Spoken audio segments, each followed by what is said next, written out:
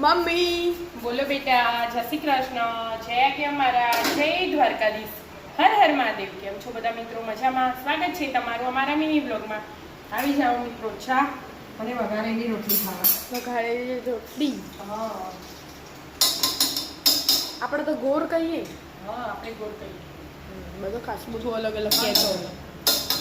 પછી અડધો કર્યો, કા વઘાર દીધી, પછી ખાટી ખાટી છાશ નાખી, એને એમ કોઈ એક રોટલીનું શાક બનાવ્યું.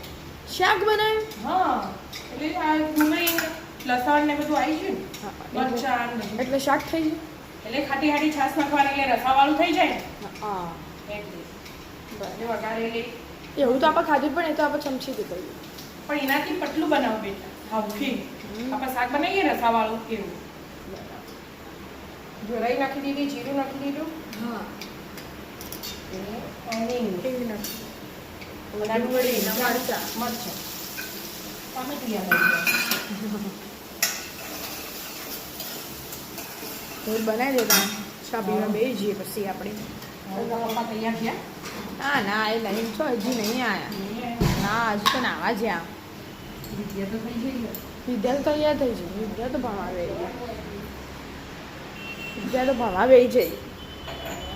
શ્યામ ભાઈને કેટલા વાગે જવાનું? 8 વાગે. 8 વાગે એટલે યુવાની ઉતારની હજી તો 7 વાગે.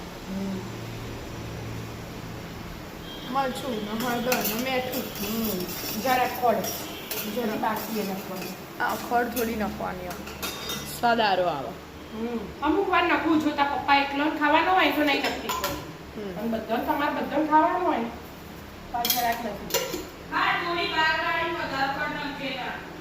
જો ખાલી એને ગળી જ બાર નાખી હો નાખી વિદ્યા નાખી દીધી હો 2 ચમચી. કાઢીને અંદરથી જ નાખી દીધી. શેણી ને ખરીદી બીજું બાકી હતું આટલું બીજું. થોડા ટાઈમે થોડા ટાઈમે શેકું ના શેણ એક હાથે જ શેણી લેવું.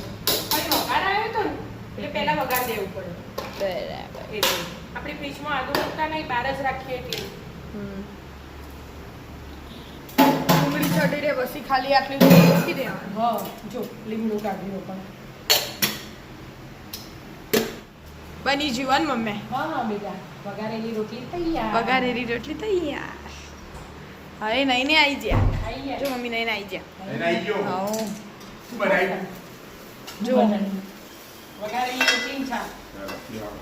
હા. ફટાફટ આવ્યો કપડાં પહેરી. હા, દીવાબત્તી કરી કપડાં પહેરીને આવો. બસ આપણે ખાઈ લઈએ. ચા અને વઘારેલી રોટલી. રાધે રાધે. રાધે રાધે.